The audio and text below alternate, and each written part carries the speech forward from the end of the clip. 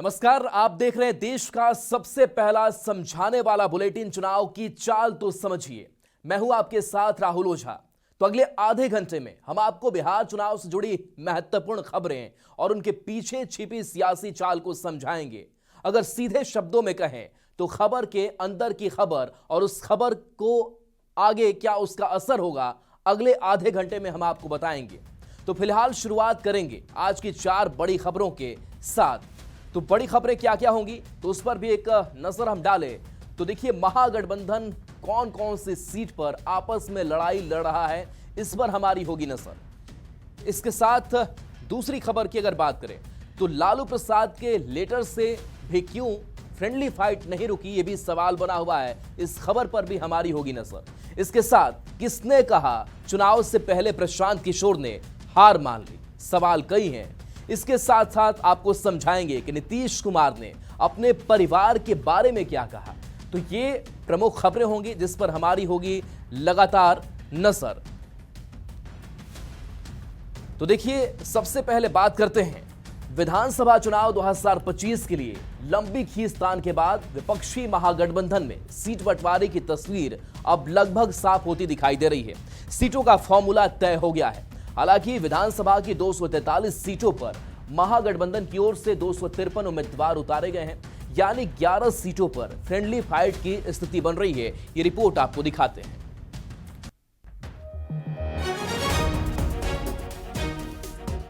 आखिरकार दूसरे फेज के नॉमिनेशन का समय खत्म होने के बाद ही सही महागठबंधन में सीट बंटवारे की तस्वीर करीब करीब साफ होती दिख रही है। लंबी खींचतान के बाद घटक दलों ने सीटों का फार्मूला तय कर लिया है।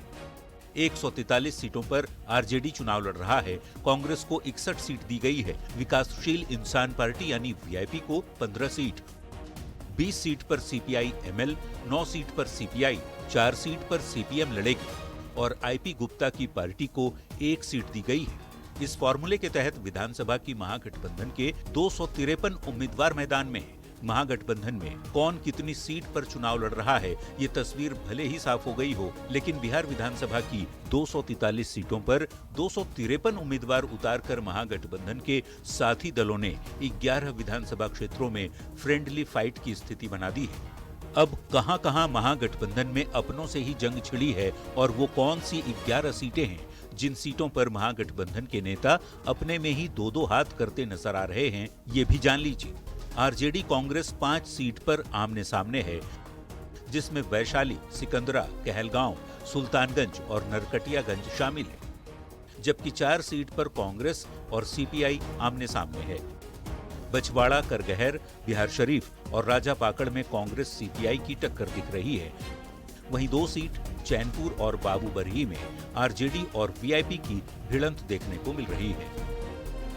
महागठबंधन में महाकन्फ्यूजन का सबसे अजीब असर गौरा बौड़ाम की सीट पर हुआ है। मुकेश सहनी की पार्टी वीआईपी ने आरजेडी के सिंबल पर मैदान में उतरे अफजल अली का नॉमिनेशन रद्द करने की मांग की है, क्योंकि लालू प्रसाद के पत्र के बाद भी फ्रेंडली फाइट के हालात बने हुए हैं। देखना होगा पहले फेज की वोटिंग यानी 6 नवंबर तक भी महागठबंधन का ये महाकन्फ्यूजन दूर हो पाता है या नहीं। न्यूज 18 के लिए पटना से संजय कुमार के साथ ब्यूरो रिपोर्ट। आइए अब चुनाव की चाल समझते हैं कि आखिरकार महागठबंधन में सीटों का बंटवारा हो गया, लेकिन इस सीटों का बंटवारा बड़ा अजब गजब है। कैसे, वो भी समझेंगे। तो पहले ये समझिए कि कौन सी पार्टी कितने सीटों पर चुनाव लड़ रही है। तो बता दें कि बिहार में महागठबंधन की सबसे बड़ी पार्टी आरजेडी ने 143 सीटों पर अपने उम्मीदवार उतारे हैं। इसके साथ साथ दूसरे नंबर पर कांग्रेस है, जिसने 61 सीटों पर अपने उम्मीदवार दिए हैं।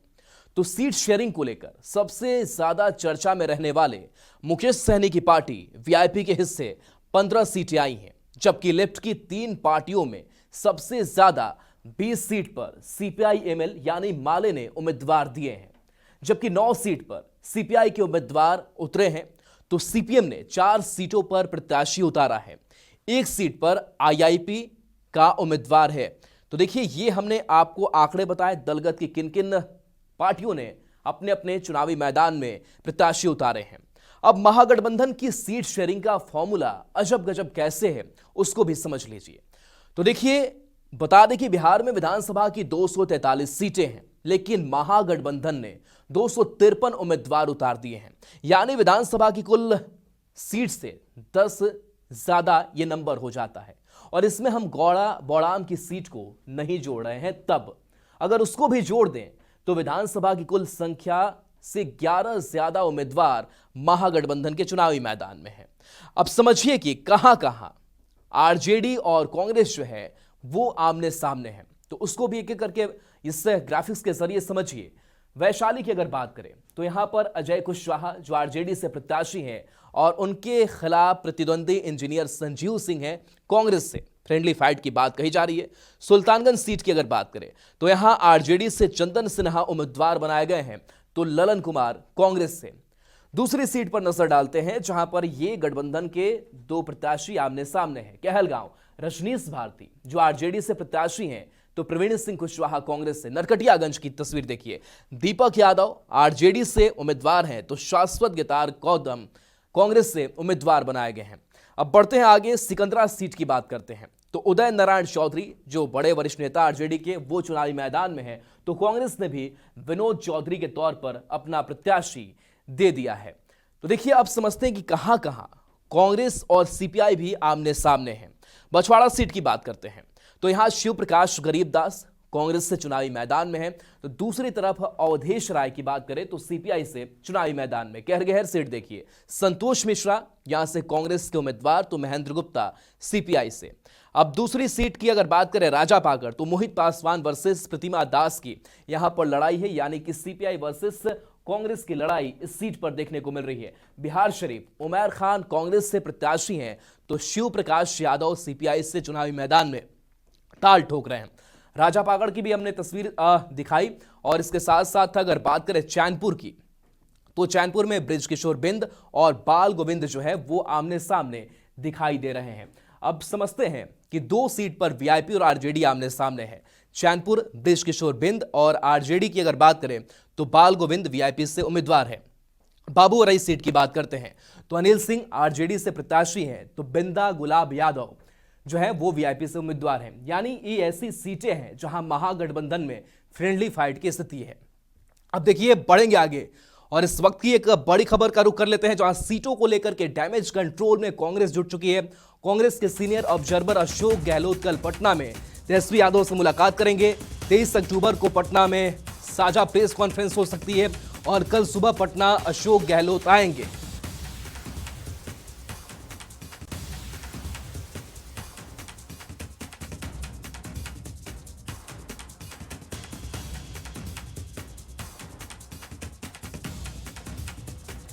देखिए, ये बड़ी खबर आप तक पहुंचा रहे हैं बिहार चुनाव से जुड़ी हुई, जहां सीटों को लेकर के अब डैमेज कंट्रोल में कांग्रेस जुट चुकी है। कांग्रेस के सीनियर ऑब्जर्वर अशोक गहलोत कल पटना में तेजस्वी यादव से मुलाकात करेंगे। और देखिए, जिस तरीके से कई सीटों का हमने जिक्र किया, जिन सीटों पर एक दूसरे के खिलाफ ये प्रत्याशी दिए गए हैं, ऐसे में अब ये जो लड़ाई है वो कहीं ना कहीं महागठबंधन को नुकसान पहुंचाता हुआ दिखाई दे रहा है।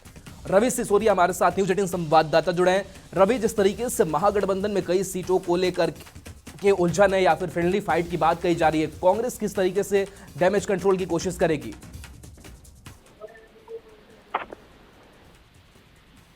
रवि, आवाज आप तक आ पा रही है? जी जी बताएं। जी, अशोक गहलोत पटना आ रहे हैं और तेजस्वी से मुलाकात होगी, यानी कि डैमेज कंट्रोल की कवायद शुरू हो गई है कांग्रेस की तरफ से। बिल्कुल, देखिए, कल सुबह 10 बजे अशोक गहलोत पटना पहुंचेंगे और उसके बाद ऐसा बताया जा रहा है कि वो तेजस्वी यादव से मुलाकात करेंगे। और जिस तरह की जो खींचतान चल रही है, कई ऐसी सीट्स हैं जिसमें अभी भी फ्रेंडली फाइट की बात कही जा रही है और गठबंधन के उम्मीदवार आमने सामने हैं। इस पे कल चर्चा होगी और कोशिश की जाएगी कि उन सीटों पे, चाहे कांग्रेस के कैंडिडेट हो चाहे आरजेडी को हो, उसमें कोशिश की जाएगी कि दोनों में से एक ही उम्मीदवार चुनाव लड़े। और इसी के तहत ही अशोक गहलोत, जो कि सीनियर ऑब्जर्वर भी हैं कांग्रेस के, कल पटना पहुंचेंगे, तेजस्वी यादव से मुलाकात करेंगे और मनाने की कोशिश करेंगे। और सूत्र यह भी बता रहे हैं कि 23 तारीख को साझा प्रेस कॉन्फ्रेंस महागठबंधन की पटना में हो सकती है। जी चलिए, बिल्कुल। तो देखिए, 23 अक्टूबर को साझा पीसी, और इस साझा प्रेस कॉन्फ्रेंस में बातें क्या रखी जाएगी महागठबंधन की तरफ से, कुछ साफ हो पाई है? क्योंकि सीट शेयरिंग का फॉर्मूला तो औपचारिक तौर से ऐलान नहीं हुआ। देखिए, सबसे जो बड़ी समस्या महागठबंधन की है वो है कि एक ही सीट पर कई ऐसी सीट है जिसपे महागठबंधन को उम्मीदवार आमने सामने हैं। ये कोशिश रहेगी अशोक गहलोत की और जो लीडर्स हैं उनकी कि वो आपस में बात करें। चलिए बिल्कुल, तो एक डैमेज कंट्रोल की कोशिश कांग्रेस की तरफ से बहुत बहुत शुक्रिया इस अपडेट के लिए आपका रवि। चलिए बढ़ते आगे। महागठबंधन में वैसे तो कई सीटों पर आपस में ही पार्टियां भिड़ गई हैं, लेकिन सबसे ज्यादा चर्चा दरभंगा के गौड़ा बौराम सीट की हो रही है। वीआईपी प्रमुख मुकेश सहनी के भाई संतोष सहनी के खिलाफ आरजेडी से अफजल अली चुनावी मैदान में ताल ठोक रहे हैं। अफजल अली का नामांकन रद्द नहीं होने पर संतोष सहनी ने हाईकोर्ट में केस करने की धमकी दे डाली है। ये रिपोर्ट आपको दिखाते हैं। गठबंधन का एक प्रत्याशी होना चाहिए, तो प्रत्याशी घोषित कर दिया ये लोग। दोस्ताना लड़ाई होगी, लेकिन हमारा रिश्ता खराब नहीं है।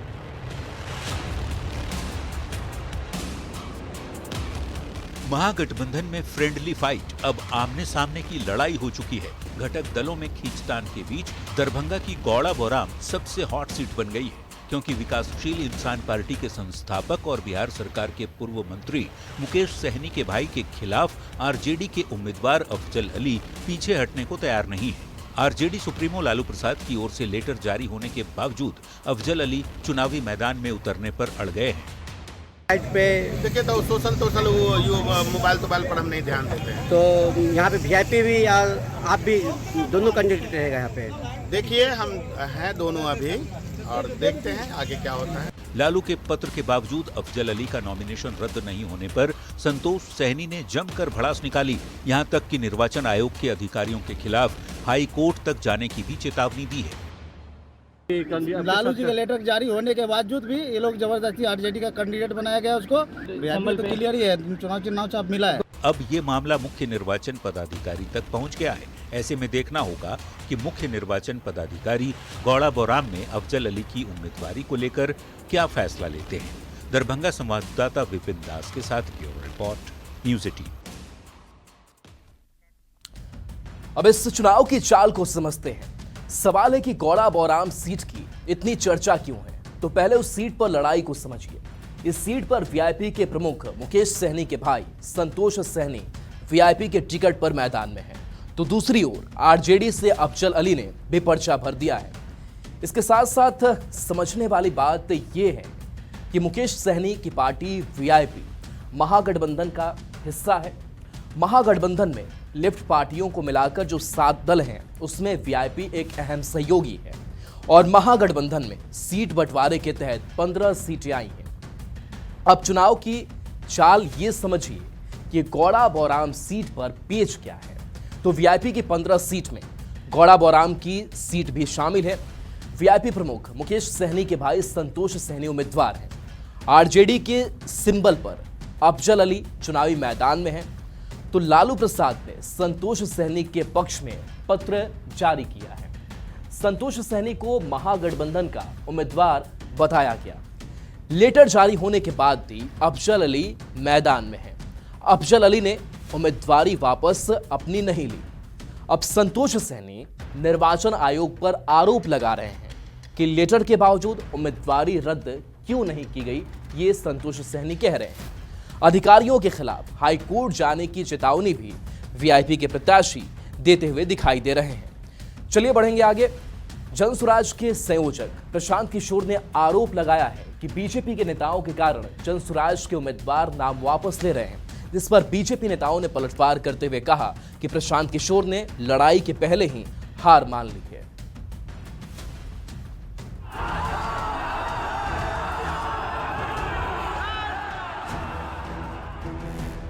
बिहार विधानसभा चुनाव की तारीखों के ऐलान के ऐन पहले नेताओं पर कई तरह के आरोप लगाकर सुर्खियों में आए जनसुराज के संयोजक प्रशांत किशोर ने एक बार फिर आरोप लगाया है। हाथ में तस्वीर लेकर प्रेस कॉन्फ्रेंस करने पहुंचे प्रशांत किशोर ने कहा कि बीजेपी नेताओं के दबाव की वजह से जनसुराज के उम्मीदवार अपने नाम वापस ले रहे हैं। आधिकारिक तौर पर हम लोग चुनाव आयोग को हम लोग निवेदन करने जा रहे हैं कि देखिए कि हम जनसुराज के प्रत्याशियों के साथ क्या हो रहा है। प्रशांत किशोर के आरोप की इस नई किस्त ने बिहार की सियासत को गरमा दिया है। आपके उम्मीदवारों को धमकाने के लिए आप डर जाइएगा। ऐसे डरपोक लोग भारतीय जनता पार्टी का मुकाबला नहीं कर पाएंगे। प्रशांत किशोर के आरोप पर बीजेपी की ओर से तत्काल पलटवार हुआ।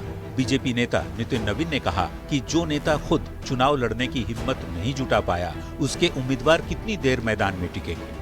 जिस दल का नेता हिम्मत नहीं जुटा पाया हो चुनाव लड़ने का, वो अपने उम्मीदवारों को क्या ताकत दे पाएगा। और अगर उम्मीदवार छोड़े हैं मैदान तो इसका सबसे पहला दोषी उनका नेता है, जिस पार्टी के लिए वो चुनाव लड़ने जा रहे हैं। अपनी चुनावी रणनीति का लोहा मनवा चुके प्रशांत किशोर बड़े ही तामझाम के साथ बिहार में राजनीतिक जमीन तलाशने उतरे हैं। 2024 में हुए उपचुनाव का रिजल्ट प्रशांत किशोर और उनकी पार्टी के लिए अच्छा नहीं रहा। प्रशांत किशोर विधानसभा चुनाव को किसी भी तरह त्रिकोणीय बनाना चाहते हैं। चुनाव के पहले आरोपों के जरिए सुर्खियों में भी रहे, लेकिन चुनाव लड़ने की हिम्मत नहीं जुटा पाए। अब उनके उम्मीदवार नाम वापस ले रहे हैं और प्रशांत किशोर इसके लिए बीजेपी को जिम्मेवार बता रहे हैं। वहीं बीजेपी नेताओं का कहना है कि प्रशांत किशोर ने चुनाव के पहले ही हार मान ली है। न्यूज़ 18 के लिए पटना से संजय कुमार, रजनीश कुमार और धर्मेंद्र के साथ ब्यूरो रिपोर्ट। अब आइए चुनाव की चाल को समझते हैं। दरअसल प्रशांत किशोर की पार्टी जनसुराज के 3 उम्मीदवार चुनाव से हट गए हैं। एक नॉमिनेशन के पहले और 2 ने नॉमिनेशन करने के बाद नाम वापस ले लिए। प्रशांत किशोर ने क्या आरोप लगाया? प्रशांत किशोर की तरफ से भी कई आरोप लगाए गए। बीजेपी के दबाव में जनसुराज के उम्मीदवार नाम वापस ले रहे हैं, ये प्रशांत किशोर ने आरोप लगाया। अब देखिए, प्रशांत किशोर के आरोप पर बीजेपी का प्रशांत किशोर से सवाल भी है और सवाल पूछा है कि प्रशांत किशोर खुद चुनाव क्यों नहीं लड़े, क्यों चुनाव लड़ने की हिम्मत उन्होंने नहीं दिखाई। ये बीजेपी की तरफ से सवाल पूछे जा रहे हैं। जो खुद चुनाव से भागे उनके उम्मीदवार कैसे टिकेंगे? अब देखिए, प्रशांत किशोर की अगर बात करें तो प्रशांत किशोर एक सफल चुनावी रणनीतिकार रहे हैं। जनसुराज के जरिए बिहार में राजनीतिक जमीन तलाश रहे हैं। 2024 के उपचुनाव की बात करें तो रिजल्ट प्रशांत किशोर के लिए अच्छे नहीं थे। 2025 विधानसभा चुनाव पर पीके का राजनीतिक भविष्य टिका हुआ है और चुनाव के पहले प्रशांत किशोर ने नेताओं पर खूब आरोप लगाए। प्रशांत किशोर चुनाव को त्रिकोणीय बनाना चाहते हैं और जमीन पर अब भी एनडीए वर्सेस महागठबंधन दिख रहा है।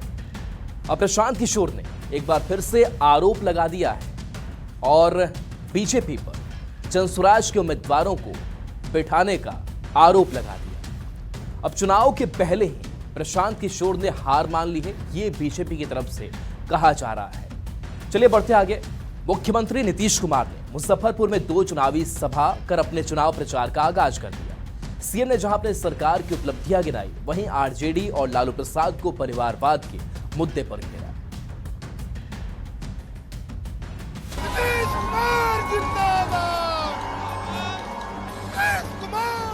हम लोगों को देखे हैं, कभी कोई परिवार का हम बात करते हैं, कभी अपने परिवारवाद एक ऐसा मुद्दा जिस पर लालू प्रसाद की पार्टी आरजेडी अक्सर घिर जाती है।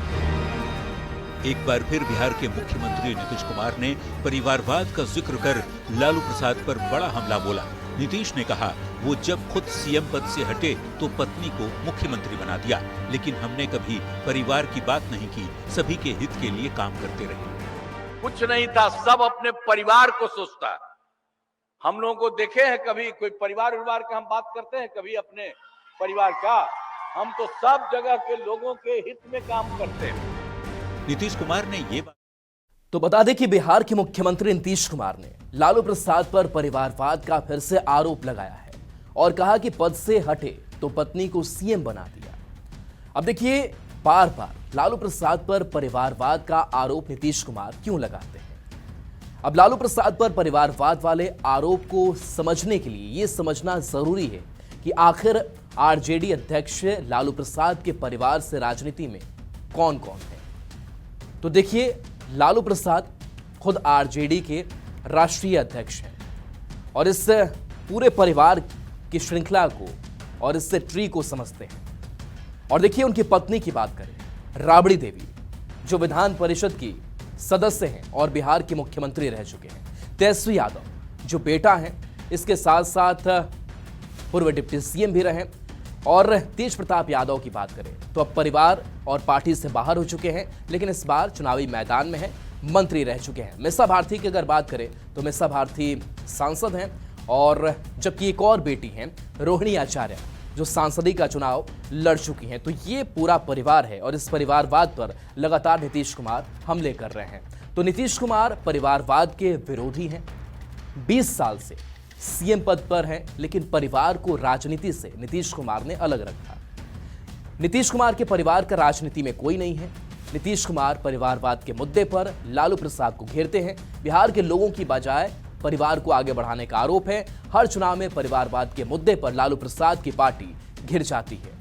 तो देखिए ये किस तरीके से नीतीश कुमार लगातार परिवारवाद पर हमला बोलते आए हैं और लालू प्रसाद की क्या स्थिति, उनके परिवार की क्या स्थिति, वो भी हमने देखा। और चलिए न्यूज़ 18 बिहार झारखंड पर खबरें आपके लिए लगातार जारी रहें।